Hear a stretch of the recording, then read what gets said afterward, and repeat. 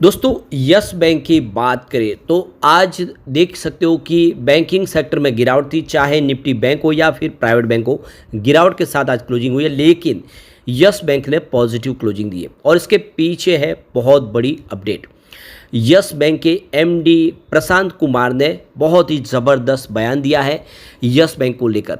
यानी yes bank ने जो सोचा था वो बिल्कुल करके दिखाया। अपनी इस समय इमेज जो है बहुत ही ज़बरदस्त सुधर चुकी है। बड़ी बड़ी जो प्राइवेट सेक्टर की बैंक हो उनको पछाड़ा है। इसके अलावा यस बैंक और फेडरल बैंक दोनों बैंकों में से कौन सी बैंक इस समय अच्छी है उसको भी समझेंगे और निवेशकों का रुझान किसको लेकर पॉजिटिव है। वैसे तो यस बैंक लगातार बेहतर कर ही रही है, एनपीए को काफ़ी कम लाया है, लेकिन अभी भी जो ब्रोकरेज हाउस है वो लगातार निगेटिव कमेंट करते हैं हर रिजल्ट के बाद और वही फिर खरीदारी भी करते हैं। जितने ब्रोकरेज हाउस कहते हैं कि यस बैंक में से निकल जाना चाहिए, उनके म्यूचुअल फंड बहुत सारा निवेश करते हैं। तो ये इनका रवैया इस तरह से दोगला क्यों है, वो सबसे बड़ी बात है। क्यों खुद खरीदारी करते हैं और रिटेल इन्वेस्टर को डराते हैं और बार बार आप समझ सकते हो उनका निवेश बढ़ता जा रहा है और रिटेल इन्वेस्टर की होल्डिंग कम होती जा रही है। ये कुछ बड़ा यहाँ पे खेल होता हुआ दिखाई दे रहा है। आगे की क्या संभावना उसको जानेंगे इस वीडियो के माध्यम से। लेकिन फ्रेंड्स, उससे पहले अगर आप पहली बार हमारे चैनल पे आए तो चैनल को सब्सक्राइब कर दीजिए, एक बेल आइकॉन दबा दीजिए ताकि जब भी नया वीडियो बने पहला नोटिफिकेशन आपको मिले। वीडियो पसंद आए तो लाइक से जरूर कीजिए।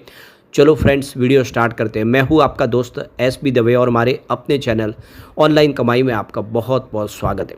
सबसे पहले निफ्टी बैंक की बात करें तो आज 54,919 के स्तर पे क्लोजिंग थी, जहां पे 0.36% की गिरावट देखने को मिली। तो गिरावट थी निफ्टी बैंक में और इससे ज़्यादा बड़ी गिरावट थी निफ्टी प्राइवेट बैंक में। 27,177 के स्तर पे गिरावट देखने को मिली निफ्टी प्राइवेट बैंक में, जहाँ पे 0.80% की गिरावट थी। तो इसका मतलब यह है कि आज पीएसयू बैंक में गिरावट कम थी, लेकिन प्राइवेट सेक्टर बैंकों में गिरावट ज़्यादा थी।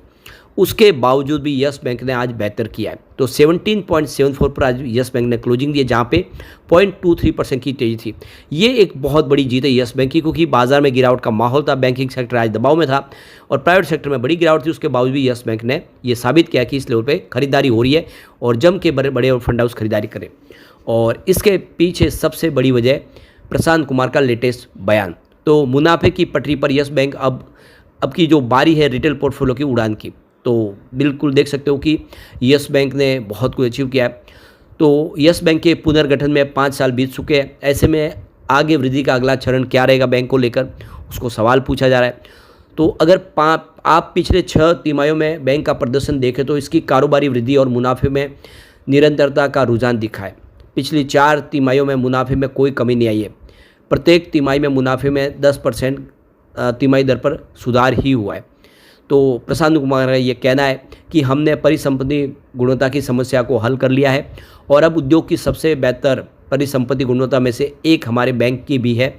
हमारी शुद्ध गैर निष्पादित आस्तियाँ यानी शुद्ध एनपीए 0.3% है और प्रावधान कवरेज हमारा 80% है। हमारे ऋण की लागत में कमी आ रही है और सुरक्षा प्राप्तियों के लिए पूरा प्रावधान किया गया है। देनदारियों के मोर्चे पर हमारे जो इस समय चालू खाता और बचत खाता का अनुपात सुधार कर रहा है। यानी बैंक ने बहुत कुछ अचीव कर लिया है। यह महत्वपूर्ण है कि हम मुनाफे में सुधार जारी रखे हुए और अपनी प्रतिस्पर्धा के अनुरूप पहुँचे हैं। पहला हम पड़ाव वित्त वर्ष 2027 तक 1% परिसंपत्ति प्रतिफल के स्तर पर पहुँचना है, लेकिन हमारी आकांक्षा वित्त वर्ष 2024-26 की चौथाई तिमाही में 1% की आरओए हासिल करने का है। वित्त वर्ष 2025 में आरओए 0.6% था, लेकिन वित्त वर्ष 2025 की चौथी तिमाही में आरओए 0.7% था। हमें उम्मीद है कि अगले 4-5 वर्षों में यह 1.5% पर पहुंच जाएगा, यानी स्थिति बहुत सुधरती हुई दिखाई देगी। तो वित्त वर्ष 2025 में एनआईआई में वृद्धि परिसंपत्ति वृद्धि के अनुरूप थी। ऐसा इसलिए भी है क्योंकि हमारी परिसंपत्ति वृद्धि लगभग 7.8% पर है। हमारी ऋण वृद्धि बड़ी कंपनियों 12% की, लघु और मध्यम एसएमएस के मध्यम स्तर के बाजार के सेगमेंट में 20 से 25% का योगदान है। हम इन दोनों सेगमेंट के लिए इस तरह की वृद्धि जारी रखेंगे। केवल रिटेल नकारात्मक वृद्धि थी जो एक रणनीतिक निर्णय था। वित्त वर्ष 2026 में हम अपने रिटेल पोर्टफोलियो में 10 से 15% की वृद्धि करेंगे। यह कारोबार का केवल एक हिस्सा होगा जिसने वृद्धि में योगदान नहीं दिया, बाकी 3 हिस्से इसी तरह से आगे बढ़ते रहेंगे। हम आक्रामक वृद्धि लक्ष्य की ओर ध्यान नहीं दे रहे। आगे यहाँ पे उनका कहना है कि 4 सेगमेंट हैं जिन पर हम अपना ध्यान केंद्रित करेंगे, जैसे कि कारोबारी ऋण, संपत्ति के बदले ऋण, व्यक्तिगत ऋण और किफ़ायती आवास ऋण, पुरानी कार ऋण। कुछ वाणिज्यिक वाहन ऋण का भी संयोजन है, लेकिन हम सतर्क और रूढ़िवादी रवैया अपनाते रहेंगे। हम किसी भी सेगमेंट में आक्रामक ऋण वृद्धि की संभावना नहीं तलाश रहे, यानी किसी भी एक सेगमेंट के ऊपर हमारा ज़्यादा फोकस नहीं होगा, न उसमें ज़्यादा हम लोड बढ़ाएंगे। हम अपना जो बिजनेस है उसको बांट के ही चलेंगे और हर सेगमेंट में उसी हिसाब से, उस लेवल से, उस नज़रिए के हिसाब से काम करेंगे, जिससे हमारा आने वाले समय एनपीए न बने और हमारा बिजनेस प्रगति के साथ आगे बढ़े। तो ये बहुत बड़ा विजन है और ये क्लियर है कि यस बैंक पटरी पे और आने वाले समय बड़ी बैंकों को पछाड़ के ये अपनी पोजीशन टॉप 3 में ला सकते हैं प्राइवेट बैंक की, जो इस समय टॉप 6 पे है। अब यहाँ पे फेडरल बैंक और यस बैंक में कौन सा बैंक बेटर है, ये हमें देखना होगा। तो सबसे पहले अगर हम बात करें फेडरल बैंक की, जो केरला बेस्ड बैंक है, ये नेट इंटरेस्ट मार्जिन क्वार्टर 4 में देख सकते हो कि इसका 3.12 रहा है, इसका आरओई 12.16% रहा है और इसकी बुक वैल्यू 141 की है। ग्रॉस एनपीए इसका 1.84% है और सीएएसए रेशियो इसका 29.38% है। नेट एडवांसेज इसका 2,42,773 करोड़ का है और नेट इंटरेस्ट इनकम इसकी 2,377 करोड़ की है। अब बात करें यस बैंक की, तो इसका नेट इंटरेस्ट मार्जिन क्वार्टर 4 में देखें तो 2.5 का है, इसका आरओई 5.11% है और इसकी बुक वैल्यू 15.24 की है। अब यहाँ पे इसका ग्रॉस एनपीए देखें तो 1.6% के आसपास है। सीएसए रेशियो इसका 34.3% है। नेट एडवांस से इसका 2,46,188 करोड़ का है और नेट इंटरेस्ट इनकम इसका 2,276 करोड़ के आसपास है। तो दोनों को अगर कंपेयर करेंगे तो इसमें यस बैंक अच्छा लग रहा है, इसकी प्रदर्शन बेहतर दिख रहा है।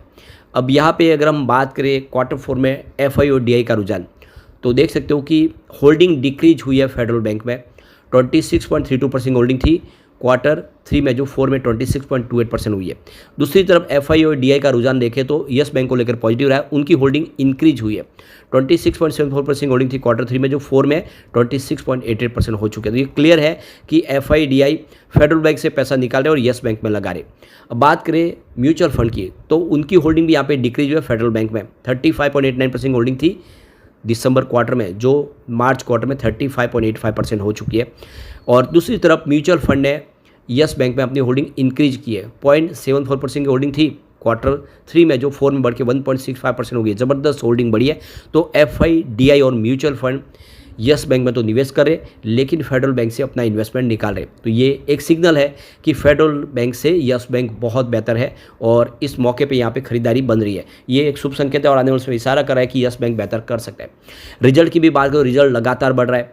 देखिए मार्च 2024 में रेवेन्यू 9,100 करोड़ के आसपास था, जो मार्च 2025 में 9,438 करोड़ तक पहुंचा है।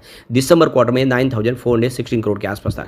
तो रेवेन्यू बिल्कुल बढ़ा है, चाहे आप क्वार्टर ऑन क्वार्टर बेसिस पे देखें या ईयर ऑन बेसिस पे देख लें। बात करें प्रॉफिट की, तो मार्च 2024 में 467 करोड़ का प्रॉफिट था, जो मार्च 25 में 745 करोड़ तक पहुंच गया। दिसंबर में ये 619 करोड़ के आसपास था। तो प्रॉफिट भी ज़बरदस्त बढ़ा है, चाहे आप क्वार्टर ऑन क्वार्टर बेसिस पे देखें या ईयर ऑन बेसिस पे देखें। ये वाकई में आंकड़े उत्साहवर्धक है, कंपनी का बिजनेस लगातार ग्रो कर रहा है। यहाँ पे नेटवर्थ भी बढ़ रहा है, 2020 में 21,695 करोड़ के आसपास था, जो 2024 में 42,155 करोड़ तक पहुँच गया। ज़बरदस्त नेटवर्थ बढ़ा है और आप देख सकते हो ये सब कुछ ठीक है। एक बड़ी प्रॉब्लम है यस बैंक से, और इसके जो कर्मचारी वो लगातार घोटालों में पकड़े जा रहे हैं, कुछ न कुछ गड़बड़ करते हुए पकड़े जा रहे हैं। दूसरे बैंकों के मुकाबले ये यस बैंक में ज़्यादा हो रहा है। तो संबल में बीमा धोखाधड़ी का एक मामला सामने आया है। पुलिस ने यस बैंक के अनूप शहर शाखा के कर्मचारी नितिन चौधरी और दीपू शर्मा उर्फ हर्षित शर्मा को गिरफ्तार किया है। तो ये देख सकते हो कि आरोपियों ने एटा निवासी सुनीता की बीमा पॉलिसी में हेराफेरी की थी। उन्होंने सुनीता के आधार कार्ड में दिल्ली का पता दर्ज किया। टाटा एआई लाइफ इंश्योरेंस में 16 अगस्त 2024 को पॉलिसी ली गई। इसमें सुनीता के पति कमल सिंह को नॉमिनी बनाया गया। गिरोह ने कमल सिंह को आर्थिक मदद का जांचा देकर उसके दस्तावेज हासिल किए। इन दस्तावेजों में से यस बैंक अनूपसर खाता खोला गया। सुनीता की मृत्यु के बाद 26 सितंबर 2024 को आरोपियों ने कमल सिंह से नोएडा में बीमा क्लेम फॉर्म पर हस्ताक्षर करवाए। 13 जनवरी 2025 को फर्जी सेल्फ चेक से कमल सिंह के खाते से 5 लाख रुपए निकाले गए। बैंक कर्मी नितिन चौधरी ने नियमों की अनदेखी कर धोखाधड़ी में मदद की। नितिन ने स्वीकार किया कि वह गिरोह के सदस्यों को खाताधारकों के पैसे निकालने में सहयोग कर रहा था।